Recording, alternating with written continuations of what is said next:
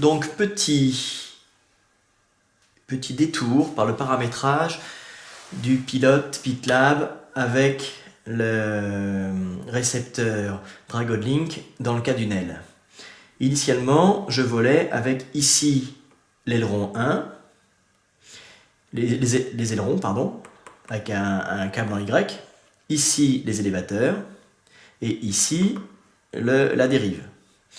Là maintenant, sur les sorties du PitLab, j'ai toujours l'aileron 1, enfin j'ai ici maintenant les ailerons qui sont devenus les ailerons 1, et ici je mets les ailerons 2. Ça c'est l'alimentation, et ça c'est le SC. Ok, donc ensuite, côté entrée, c'est pareil. Initialement, j'avais l'aileron 1, l'élévateur, le rudder et le SC. C'est pas dans le même ordre, hein, le 3 et le 4 sont inversés. Et maintenant, j'ai une entrée aileron 1 et une entrée aileron 2. Voilà. Donc les entrées ne seront pas les mêmes. Il ne faut pas imaginer que l'on rentre avec l'aileron et l'élévateur comme c'est dans d'autres pilotes. Donc les deux ailerons rentrent séparément parce que avec le PitLab, on fait le mixage au niveau de la télécommande. Donc ici, j'ai bien ma sortie aileron 1 et élévateur, mais par contre, j'ai fait un mixage au niveau de la télécommande. Côté télécommande, il faut reconnaître que j'ai pas investi grand chose, c'est-à-dire que je vole depuis mes débuts dans l'aéromodélisme il y a 4 ans avec une Turnigy 9X qui doit coûter 87 $ ou un truc comme ça. Donc je vole cheap. Bon, derrière, par contre, ça a un petit peu évolué, j'ai un Dragon Link. Bon. Et donc, il s'agit de vous montrer comment on fait le mixage. Bon, c'est parce que je suis sur le paramétrage de cette aile que je vous en parle, et parce que j'ai eu un petit peu de mal, parce qu'il y a déjà des vidéos là-dessus, pour l'essentiel en anglais, mais si on cherche bien, il y en a peut-être en français, je sais pas. Bon, donc, je vais mettre de façon à ce qu'on voit l'écran. Voilà, l'écran est à peu près net, et on voit tous les boutons. Alors, c'est toi la position où je peux montrer ce qui se passe. Alors, j'appuie sur menu. Ah oui, ça c'est le problème. J'appuie sur menu une première fois, je suis sur système, c'est pas ce que je veux, je fais up, je vais sur fonction setting. Je rappuie et je change d'écran. Alors soit je peux aller complètement en bas, il faut que je passe tous les écrans et que je descende plus bas que display, soit je monte, c'est la même chose, j'accède à l'écran 2 et je remonte toc toc toc toc toc jusqu'à Elvon. Je rappuie sur menu et là, initialement, c'était sur inactive. Et tout était à 0 en dessous. Donc je mets sur active. Ensuite, je descends et je mets une action pour les ailerons. Pour l'aileron 1, une action pour l'aileron 2. Et une action élévateur 1, une action élévateur 2. Alors, j'ai pas mal ramé pour trouver un fonctionnement qui permette et que ça tourne à droite et que ça tourne à gauche et que ça monte et que ça descende quand je le demande. Alors le paramétrage qui est ici, là, plus 100, plus 100, moins 100, moins 100, moins 100, moins 100, je ne sais pas s'ils font aussi c'est pareil avec tous les montages. Hein. En tout cas, il faut tâtonner à droite à gauche et on finit par avoir un résultat et celui-là, c'est celui qui convient à mon montage. Donc un appui court, hop, et je sors du menu.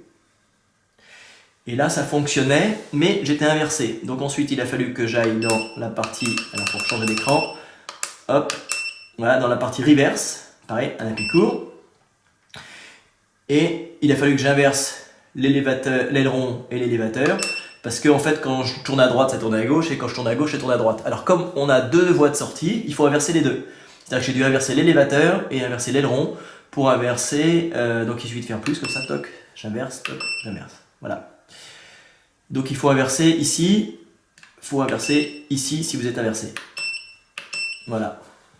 Donc une fois de plus, un appui court, ça mémorise et je sors. Et là, ça devrait fonctionner. Donc, maintenant que tout est allumé, l'UBEC devant, le pilote ici et le Dragon Link ici, en me servant des petits 3 boutons. Je vais aller régler le PitLab sur mon répétiteur qui est ici. J'appuie sur le petit bouton de droite, toc, j'ai le menu.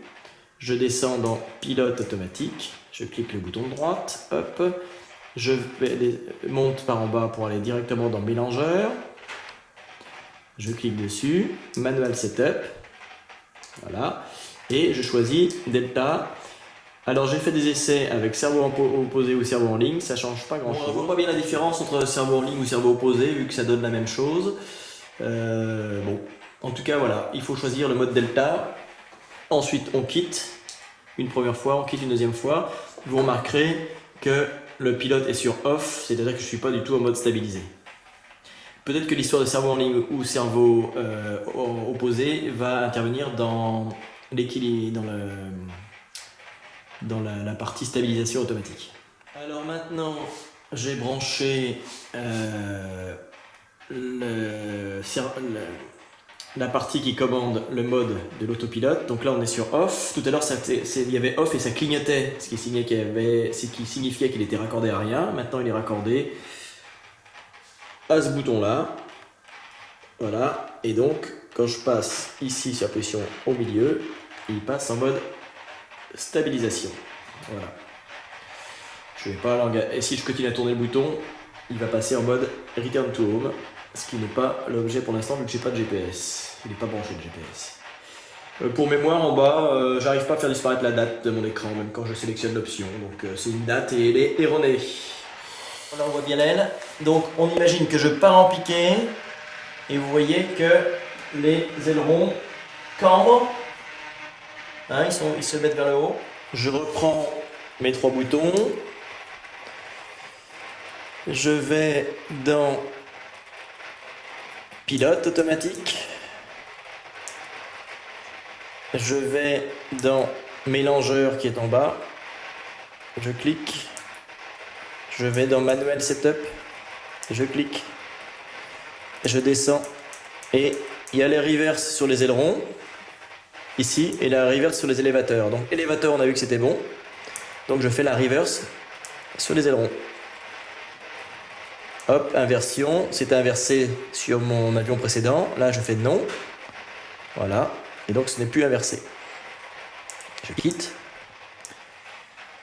Maintenant que j'ai fait ces réglages, je vérifie que ça fonctionne. Alors, mon aile est horizontale, ça se passe bien. Mon aile part en roulis sur sa droite. L'aileron disparaît parce qu'il est en train de compenser pour la faire remonter. Mon aile part en roulis sur sa gauche. Vous voyez bien, l'aileron corrige. Donc, le latéral est dans le bon sens. Maintenant, mon aile pique, comme on l'a vérifié tout à l'heure. L'aileron monte. Mon aile cabre. Mon aileron descend. Donc, les compensations sont bonnes. Ensuite, le gag qu'il faudrait quand même vérifier avant d'aller voler, c'est que d'un seul coup, les inversions que j'ai faites aient inversé aussi la télécommande. Alors là, j'en sais rien, mais je vérifie. Il vaut mieux vérifier maintenant qu'après. Donc ici, je cadre, et ben c'est bon. Je pique, et ben c'est bon, sur les 2 ailes. Et je vais à droite. Je vous confirme que là, je vais baisser mon aile droite et donc tourner à droite. Je vais à gauche, là je monte mon aile droite et donc je vais bien tourner à gauche. Donc maintenant, correction et pilotage, a priori, sont réglés correctement. C'est bon.